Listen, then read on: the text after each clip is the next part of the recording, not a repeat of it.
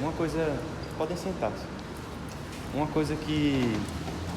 Quando a gente estava comentando sobre uma missa ser celebrada virada para um canto, outra ser celebrada para o outro, ambas as missas, mesmo a tridentina, pode ser celebrada voltada ao povo, né? E aí a gente entra nas nomenclaturas. Tanto a missa tridentina quanto a missa que a gente conhece, do Vaticano II, pode ser celebrada versus Deo ou ad orientem. Versus Deo, voltado para Deus, ad orientem, voltado para o Oriente, olhando ao Oriente, seria o caminho. O Oriente, significado de caminho a ser seguido, a estrada.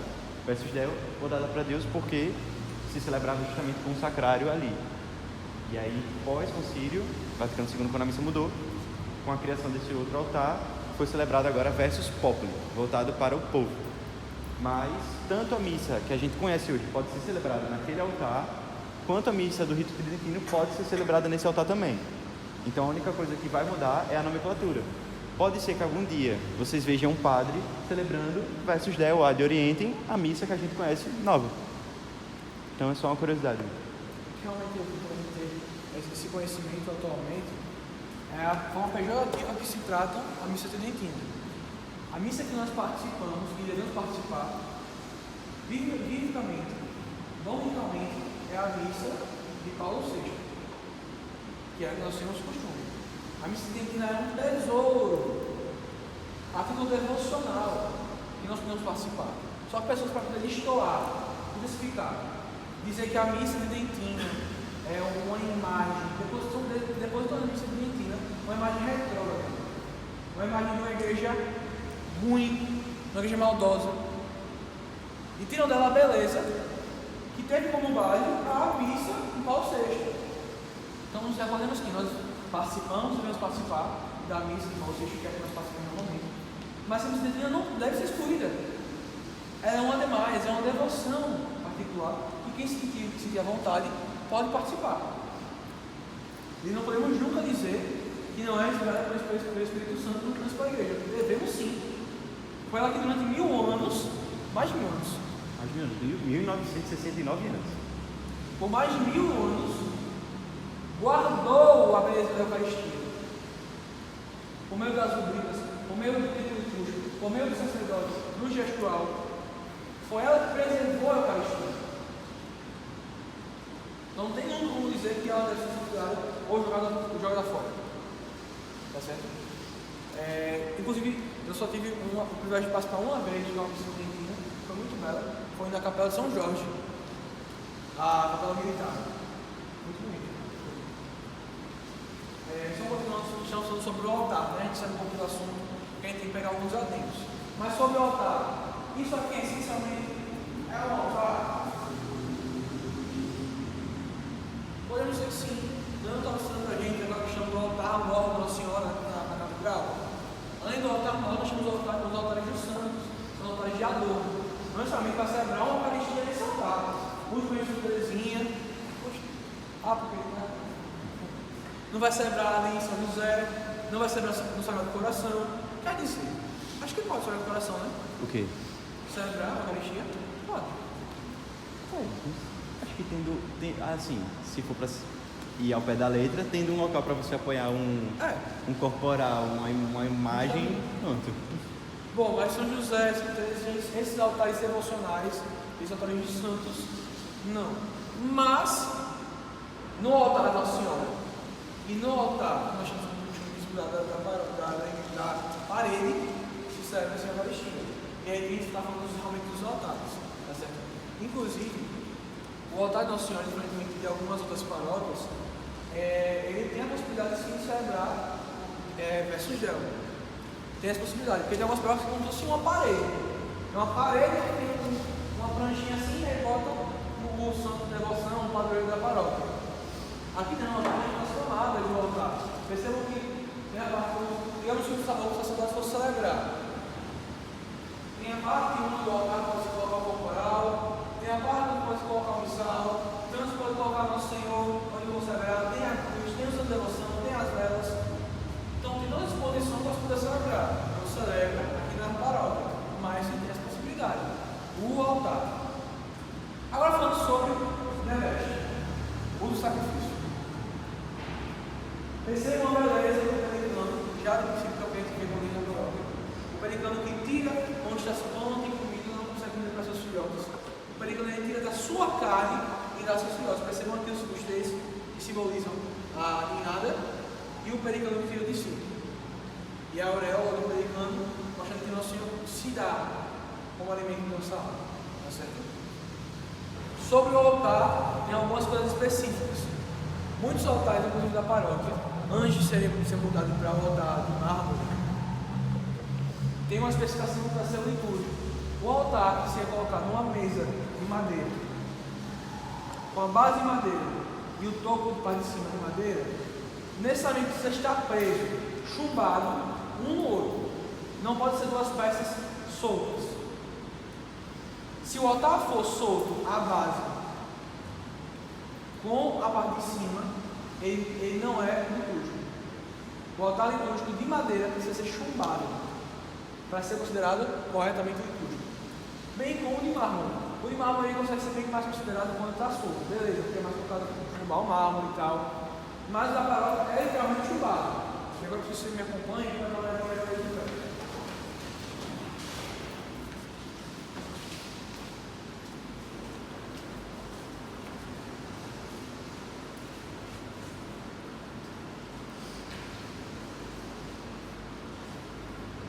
Percebam que vou arrojar por aqui, vocês.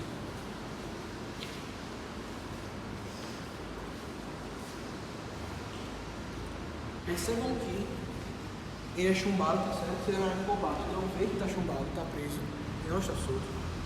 Mas também tem uma característica que os altares devem ter as partes específicas para as relíquias, tá certo? Então, quais são essas relíquias? A relíquia do centro, especificamente, ou aqui as coisas feitas, isso aqui vai ser cortado, vai ser quebrado para colocar a relíquia. Os altares têm que ter isso. Aqui, especificamente, vai ser uma relíquia da Vera Cruz, que inclusive está uma promessa aí de anos do Roberto, que vai trazer uma Vera Cruz para cá para a paróquia. Ainda não chegou, mas se quando chegar a Vera Cruz, se não se permitir, ela vai ficar aqui, no centro do altar. E nos extremos, nós temos aqui 4 cruz também para fazer das relíquias, são ou da própria Vera Cruz, se tiver a possibilidade, ou relíquias de santos mártires eucarísticos. Santos mártires eucarísticos são o quê? Santos que morreram pela Eucaristia. Tá certo? Deu para entender isso? Tranquilo? Outra coisa. Não toquem no altar. Não podem tocar. Ah, mas está com o tecido por cima, está com o pano por cima. Não pode, não. Nem se eu fizer só para respingar, é para pegar uma âmbula, não posso não pegar aqui a âmbula tocando. Poxa, qual o problema? Não pode. O altar do sacrifício pode ser tocado pelo sacerdote. Tanto que quando o padre chega na igreja, a primeira coisa que ele faz é o quê? Faz a venha para o altar, sobe e aquele beija o altar. Nós não podemos tocar. Vocês não são acordes ainda, mas é que vocês estejam na assembleia e vejam alguém querendo vir lá, vir aqui, se encostar e tocar, e vir cá para um lado e para o outro. Vocês têm como responsabilidade, sabendo disso, não deixarem ninguém tocar no altar. Não pode. Tá certo? Então, vocês viram aqui as questões das relíquias, né? Do altar. Sabe que não pode tocar mais nele. Mas agora vamos voltar para a instrução do missão. Pode levantar a palavra, por favor?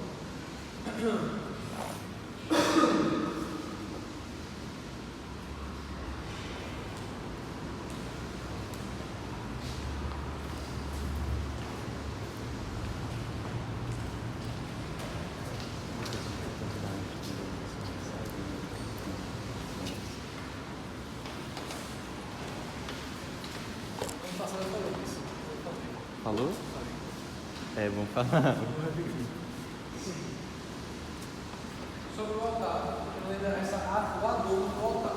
Como é que funciona esse adorno do altar? Essencialmente, as velas e a cruz. No altar, na instituição, só se é permitido se colocar, no caso, não é necessário, tá certo? Pelo conto do verso deu. Só que além disso, o sacerdote nunca pode celebrar sem estar com o Senhor. Seja no altar na parede, ou seja no altar central do presbitério. Por isso que nós temos duas cruzes na igreja. A cruz que é voltada para o sacerdote, que é esta do altar, enviar a Nossa Senhora. Então, sempre é necessário para celebrar a Eucaristia que tenha uma cruz no altar. Tá certo? Sobre as velas, a questão da missal diz que deve ser no mínimo duas. No mínimo duas.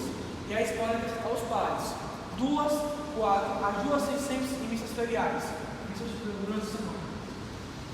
Em missas dominicais ou solenidades, é necessário que sejam 6 velas ou 4. Então, missas normais comuns, 2 velas. Quer acrescentar a quarta? Pode acrescentar as 4. Mas em missas dominicais é muito importante que sejam as 6 velas. E uma situação específica pode ser utilizada 7. Quando essa situação específica? Quando o bispo vem da paróquia. Quando o bispo está na igreja, se podem colocar 7. Quando não está, o máximo é 6.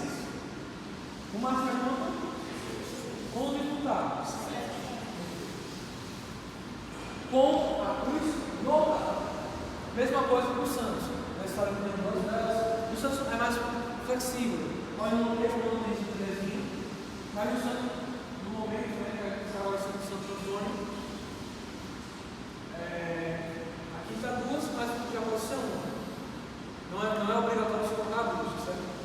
Já no Santíssimo, é importante serem 2, dá dor. Tem que ter a vela para ser sempre acesa, mas para todos são 2, porque ali é uma honra.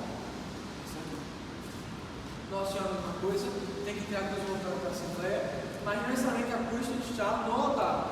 A cruz pode estar apenas voltada para a Assembleia. De modo que a paróquia antigamente não tinha aquela cruz ali, mas a cruz era presa aqui no teto. Digamos que fosse ali, nesse parte do chão. A cruz era mais ou menos por ali, que era voltada para a Assembleia. Era até uma cruz estranha, mas podia se considerar que estava certo. Ainda se seja alguma dúvida sobre o altar, o sacrifício, o altar da Senhora, sobre o Santíssimo, está tranquilo? Certeza. Bom, passando agora para outra parte do presbitério. Isso aqui chama-se ambão. O ambão nem sempre foi colocado no presbitério. Vocês já foram em uma igreja muito antiga, que tinha como se fosse um camarotezinho assim na parte alta, tinha uma escadinha, e aí você subia essa escadinha e aí tinha uma parte alta assim. Essa parte era chamada de púlpito. O púlpito era utilizado para fazer as leituras e a proclamação do Evangelho. Então as pessoas que iam fazer as leituras antigamente subiam no púlpito e iam fazer leituras. Tinha a questão acústica, né, da igreja, para se conseguir ter uma sonoridade melhor. E também a questão do presbitério ser mais voltado para o sacrifício em si. Mas hoje em dia, depois do Concílio Vaticano II, eu não sei exatamente, não cheguei a escrever o local, eu não escrevi o tópico, mas se coloca também o ambão no presbitério, tá certo? Lembrando de uma coisa, isso aqui não é altar, isso aqui não é altar. Isso aqui não é altar. Isso aqui não é altar. Não é. Isso é presbitério. O que é presbitério? Onde fica o presbítero. Presbítero que é o padre. Estão escutando? Eu vou ali subir no altar. Vai subir aqui? Que absurdo é esse? Não pode, não existe. Não pode nem tocar quando vai subir no altar. O que a gente pode é subir no presbitério. É para subir no presbitério. E para subir para o presbitério, o que tem que fazer? Aqui? Nada. Por uma questão de dificuldade mesmo de compreensão, algumas equipes ensinam as pessoas que vão fazer as leituras de fazerem um monte de venda. Isso que é, aí ensinam, se não me engano, é assim. Vai uma venda aqui, aí faz outra venda antes de subir, né? Acho que é isso. Faz uma venda aqui, ou aqui, né? E aí sobe para cá. Faz a minha compadre, já vem escrito, faz a minha compadre, aí faz a minha pra cá. Esse bocado de vênia vai, existe e não existe.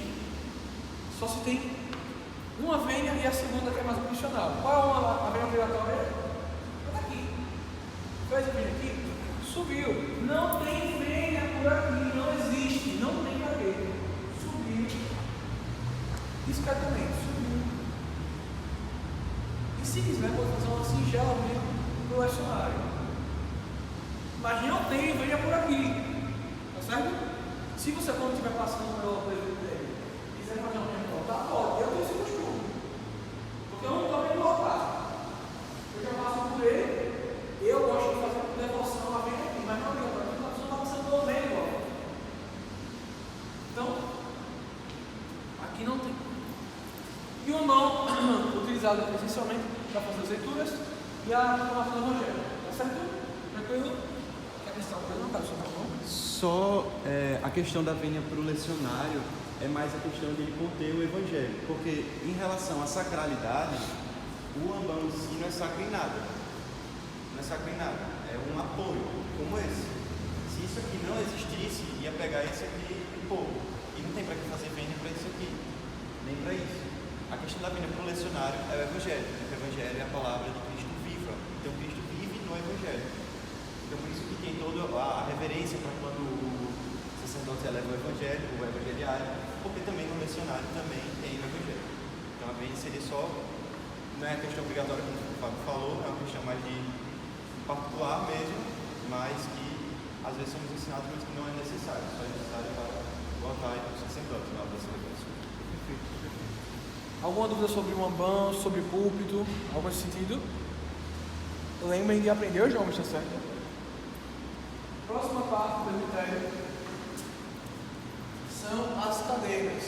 Afinal de contas, ninguém vai ficar em pé todo mundo, ninguém fica. Mas as cadeiras, nós podemos sentar em duas. Quais são as duas cadeiras? A de cá e a de lá.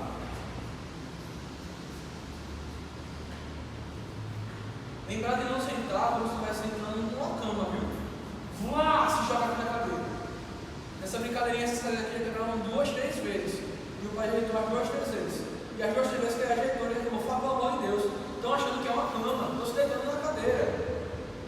Então tome esse cuidado quando for sentar, porque isso aqui também faz parte do presbitério, faz parte do tempo litúrgico. Tá certo? Então, sentar tranquilamente. But, tem a questão da cátedra, essa cadeira aqui, que é a do sacerdote, ou a do presidente. O presidente é aquele que vai celebrar, de maneira mais específica, a celebração, que aí pode, se for os parimarcos e acólitos. Parimarcos é na cadeira. Parimarcos e diácono e acólitos. Parimarcos na cadeira, diácono em algum das cadeiras e outro acólito. Geralmente é a 10. Geralmente o diácono na direita. Parimarcos e outro padre, ou um ou outro. Aí um senta na cadeira do meio, na cátedra, outro senta na cadeira da direita, na lateral. E aqui o acólito. O bispo e o padre. Bispo na cátedra. Padre na outra cadeira. Tá certo? Então se recorda também que sempre temos muita questão da hierarquia. Também se fala do missal, na instituição do missal, e o altar deve ser disposto de maneira hierárquica. De forma que dê para perceber quem é o presidente da celebração, quem é que está celebrando, quem está servindo, para que não se ache a confusão de funções. Tá certo? Então tem isso em mente. A cátedra do meio é para o presidente e nós não podemos sentar na cátedra, nem a gente, nem ninguém.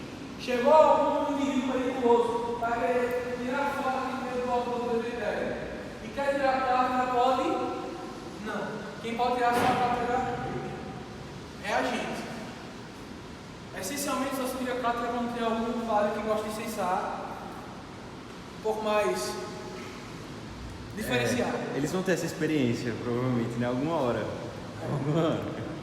Um padre que incensa de maneira exacerbada, que está mais espaço, faz um movimento muito grande. Mais especificamente, vocês já viram o cônego batismal, quem conhece? Ele incensa, normalmente o padre incensa assim, com gesto singelo, né? O turíbulo não muito distante da mão, né? Bem tranquilamente. A gente tem o costume de segurar a casona do padre, né? Quando ele vai incensar. A gente se afasta, porque ele pega o turíbulo e faz assim. Ele joga o turíbulo. Nem brincando, ele se afasta mesmo. Então, especificamente, no dia que vier ele ou que algum outro sacerdote a gente seja comunicado que ele também incensa assim, a gente retira. Mas é caso particular. Danilo, é errado incensar assim? Não. Mas por que encontra incensa assim? Porque ele quer. O padre Barcelon, Código Barcelon, ele teve sua formação um período muito longo em São Paulo, essencialmente em um lugar onde tem muita relação ortodoxa.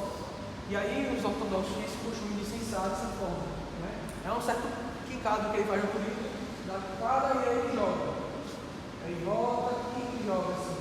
Então, essa cultura é ortodoxa, foi a formação dele, então não é errado, isso é da mesma maneira, só um pouco mais perigosa. Brincadeiras à parte, licença, tá certo?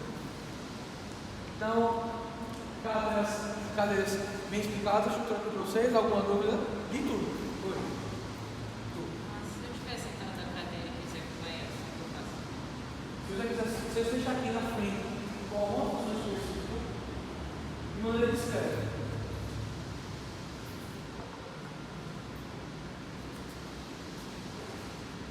Só. A vênia, né, senhor? Oi? Falta só a vênia. Falta só a vênia. Que vem? Se ele estiver na missa, Aqui? se ele estiver sentado para sair. Aqui assim? Não, né? Levantou, Ah, aqui sim. levantou, tchau. Sim. Pode fazer esse evento também, mas não muda porque vai passar pelo sacerdote e voltar. É bom. Levantou-se, faz a vênia e sai. Discretamente, sem chamar atenção. Tranquilo? É isso.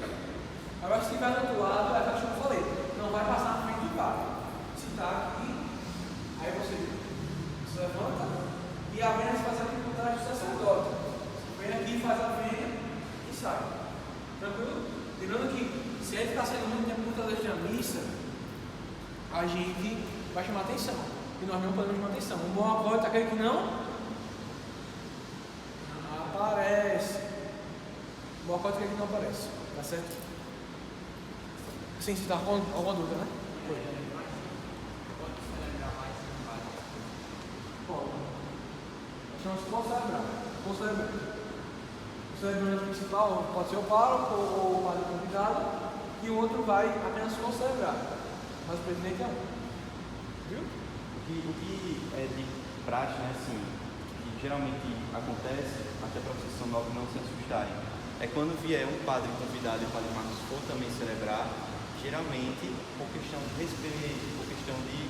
É como se fosse um gesto, como é que se chama aquilo quando a pessoa tem todo um jeitinho para fazer as coisas? Carinho. Não. Como? Eu esqueci agora a palavra. Consideração. Não é nem isso, mas é como se fosse modos. Todo mundo tem modos para alguma coisa, né? É como se fosse um modo, etiqueta, perfeito. É uma etiqueta dos sacerdotes, é como se vem um convidado, ele celebra. E o pároco, ele co-celebra com ele. Então, geralmente, se for ter uma sensação, vai ser o visitante, vai ser o pároco. Então, já dá para se ligar também, caso aconteça isso. Perfeito. Alguma dúvida? Ainda? Tranquilo?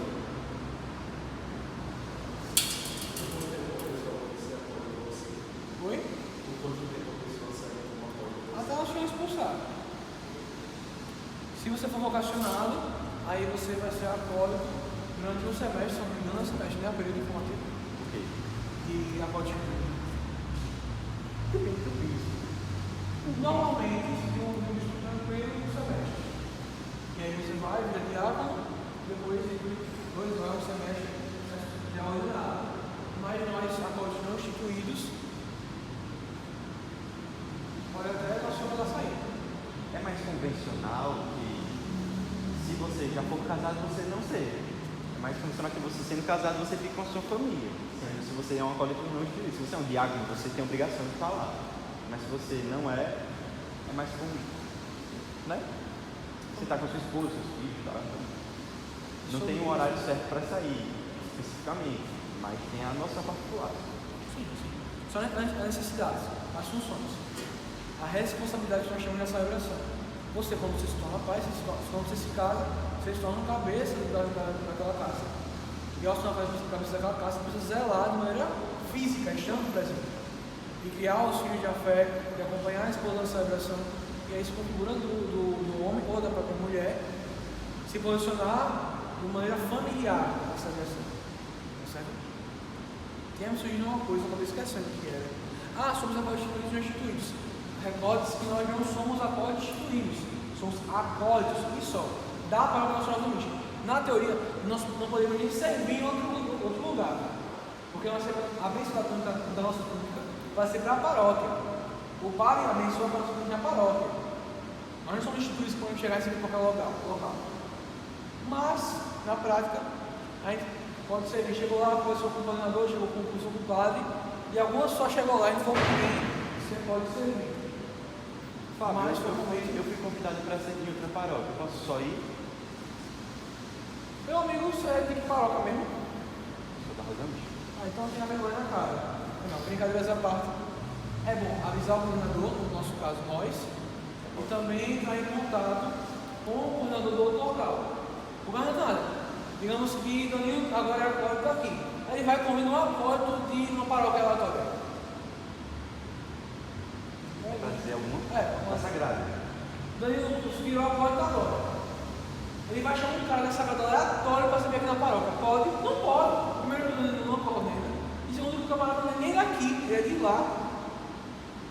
Então, primeiramente, para eu subir em outro local, preciso avisar a coordenação local, que no caso somos nós, e entrar em contato com a coordenação do outro local, tá certo? Lembrando que a sua responsabilidade é com a Rosa Mística. Tá com a escala do final de semana, aí me chamaram para servir no domingo, na Sagrada. A sua responsabilidade é com a escala dominical da Rosa Mística, não da Sagrada do Coração de Jesus. Então, ter essa questão do equilíbrio da hierarquia do seu compromisso, tá certo? Pode ser convidado para servir em outro canto, para um casamento? Pode. Mas seu compromisso é aqui. E você não é acólito instituído para poder servir em todo canto sem avisar ninguém, tá certo? Alguma dúvida sobre isso?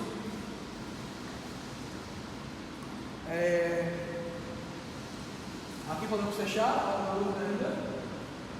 Eu que não, né? Pronto. Vamos passar para o batistério. A capela do batismo acho muito bonito o padre Marcos fala que é o útero da igreja. Quando ele falou, achei muito belo. O batistério por si só, a pia batismal, que é essa que eu vou mandar, vem comigo.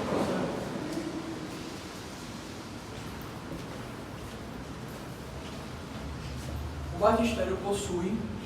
Vai ficar bom na sola agora. Até agora melhorou. Vai ficar bacana na hora. O batistério tem por necessidade a pia batismal. Podendo ser ela assim, um pouco mais reduzida, como podendo ser ela maior.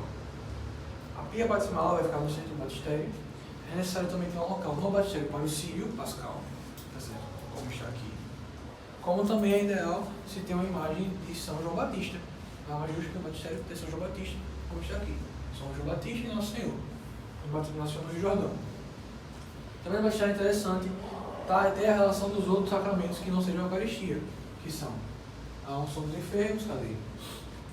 A unção dos enfermos, o óleo batismal e o óleo da unção do Santo Crisma.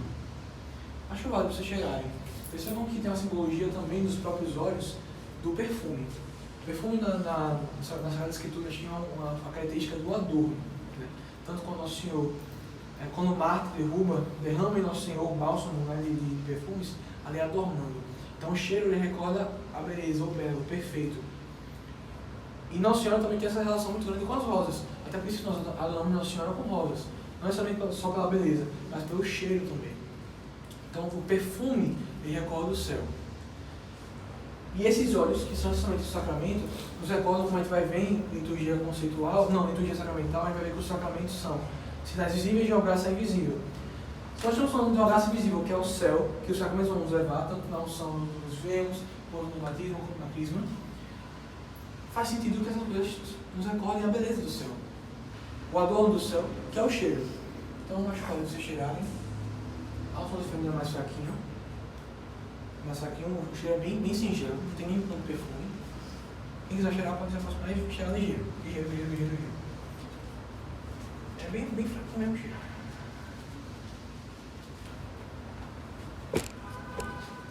Bem fraquinho, muito legal. Deixa eu pegar o outro agora. Calma que eu cheirar a parte de boa.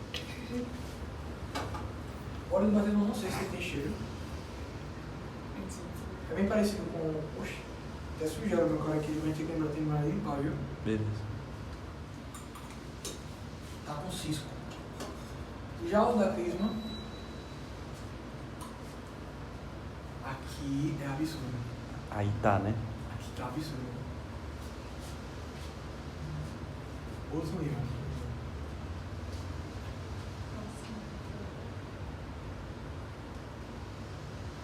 Chega.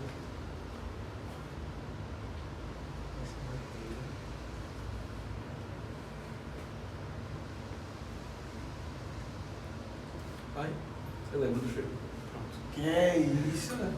Que moral. Pronto. Então, tem essa característica dos olhos, tá certo? Também é importante que eles estejam no batistério. Vamos voltar a falar.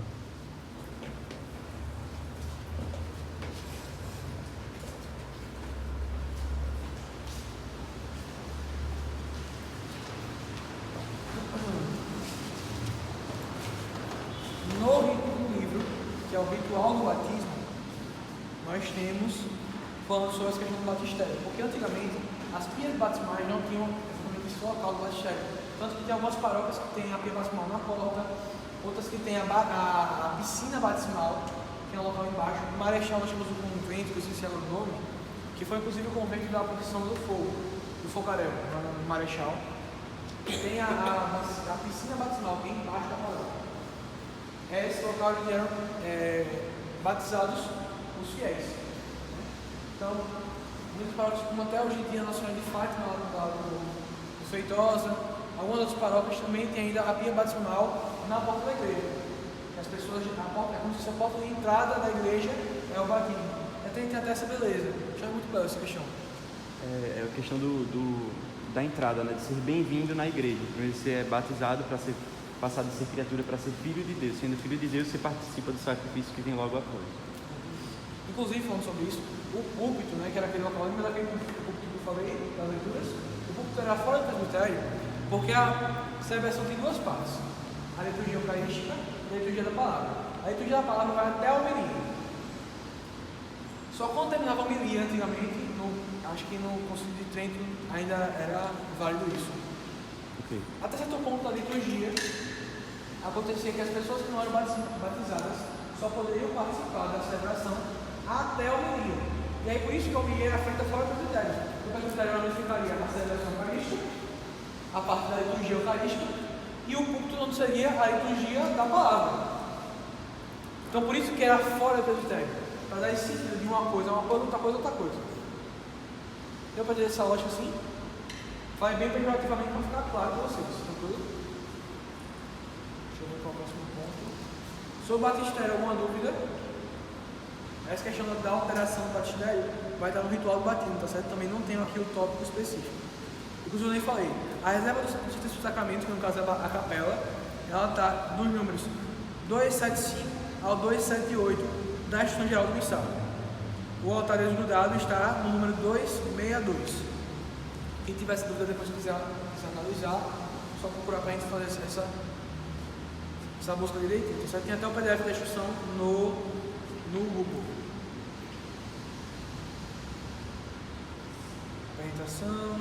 Uma coisa que é interessante comentar também, que vocês vão ver até do próprio Padre Marcos, é que a igreja daqui, como ela já foi projetada de uma forma, e a gente chegou com ela meio que já pronta, tem um amuleto, mas é algo que resolveu pegar aqui. É algo que era para ser invertido, que é justamente a posição da capela do Santíssimo e o batistério, porque o Santíssimo deveria ficar à destra, sempre o mais importante está à direita. Por isso que o Sagrado Coração de Jesus está à direita do altar e não São José. Então é algo que era para ter sido invertido, mas não há problema em ser assim. Só uma curiosidade. Olha só, aqui na disposição da gente deixou separado, está muito tranquilo, não tem nada mais específico sobre disposição, né, e irmos lá visitar. Mas percebam também a questão da cruz, das toques, né, que da questão inicial. Deixa eu ver se eu tinha deixado isso expresso. Deixei expresso ou não? Ah, deixou sim, esses materiais mais simples. Vasos, tocha, cruz. Pronto.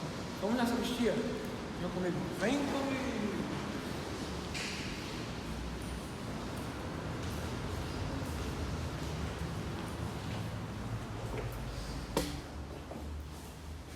aqui é outro patamar, só para deixar claro. Resistência mística. Sim. Vamos entrando. Bota mais no cantinho para ter mais espaço. Eu tô tentando enquadrar. Aqui é bacana. Vá. Será que pega? Ele está pegando.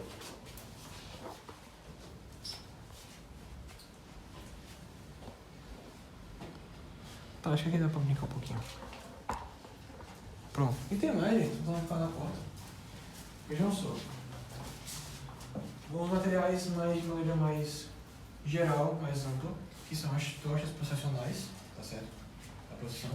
E a cruz. Percebam que a cruz sempre vai ser acompanhada de duas velas.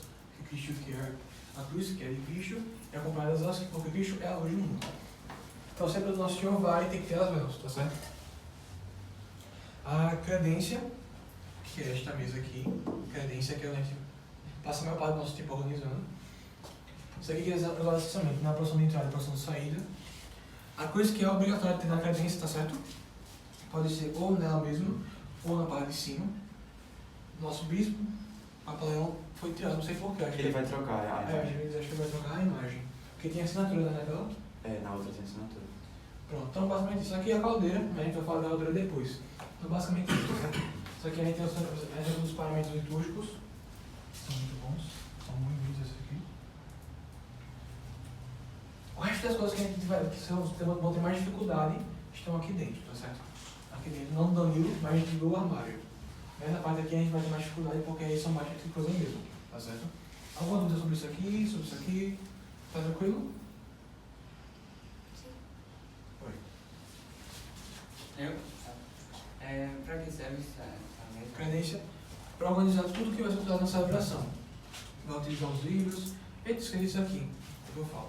Vai utilizar aqui onde vai ficar os vasos, as lâmpadas, o missal de vez em quando, a campa, tudo que vai usar na celebração vai estar aqui na credência. Viu? Credência. Isso aqui. Também temos aqui o altar do evangeliário. O evangeliário também se fala que só se adora o corpo e o sangue do Senhor. Não se adora o corpo e o sangue do Senhor sem antes primeiro adorar a palavra, sem antes adorar o nosso Senhor, porque Ele nos proclama que é a boa nova. Então, temos o evangeliário destoa das leituras de cartas, do Antigo Testamento, porque ele também tem a palavra do nosso Senhor. Então, o evangeliário tem aqui o seu altar, acompanhado acho que essa é a primeira, né? A primeira ilustração sobre o nosso Senhor. Oi? O ícone do nosso Senhor. Tá certo? Inclusive tem as simbologias, lembra da simbologia que tem? Sim, a simbologia dele é... A câmera. The camera. Tem duas grandes simbologias nessa imagem, né? Se vocês, quando eu falar taparem, vocês realmente tapem, viu? Não o olho, mas o lado dele. Tapando o lado direito dele, tapem. Podem tapar, mas avisando vocês. Tapem o lado direito. Aqui vocês vão ver uma face de Jesus de uma forma e a mão dele disposta com o símbolo de Cristo, né? Aqui é justamente não a justiça, mas a misericórdia de Jesus. Ele, com esse olhar mais suave, é ele tendo a misericórdia para conosco. Agora tapem o lado esquerdo dele. Desse lado você já vê uma afeição mais raivosa, né? Justamente com a palavra, porque ele julga conforme a palavra. E aqui é justamente simbolizando a justiça dele, a ira dele para com o pecado, né? Não com o pecador, porque com o pecador já volta para cá, mas é para lembrar que diante de Jesus, na nossa morte, seremos julgados dessa forma, com a misericórdia, mas com a justiça, para condenação ou para salvação, independentemente. Perfeito. Então o altar, lembrando, isso aqui não é só um suportezinho, viu? Quem pode chegar aqui, joga a chave do carro, bota o celular, bota óculos, bota mil e uma coisas. Aqui é o altar do evangeliário. Só se coloca o evangeliário. O vereador pode colocar o lecionário, porque dentro do lecionário tem o evangelho. Se o senhor quiser acompanhar lendo, pode colocar aqui em cima, mas aqui é pro lecionário. Então é evangeliário. Tá certo? Tranquilo? No toque pessoal do Padre Marcos, ele pede para que seja só Sim. O evangeliário mesmo, Exatamente. mas o lecionário como é mais aceitável. É mais fácil colocar o lecionário do que colocar o missal, que colocar o livro de oração universal, que vocês vão conhecer depois. Mas somente evangeliário. Tranquilo? Muito belo. Inclusive, aquela capa. Parecia um Transformer, velho. Vai ter do missal. Vai? Daquela? Vai não, pô. Vai ficar 10 quilos o missal. Vai. Vamos lá pra fora? Vai ficar 10 quilos o missal. Ele disse que já comprou, parece. Bicho. Aí, só essa capa já é 3 bingo. 3 bingo. Foi quase 3 mil. As duas. Cada um. 6 conto. É. Caro, né? É um bingo, é um bingo. Coisa da igreja, cara.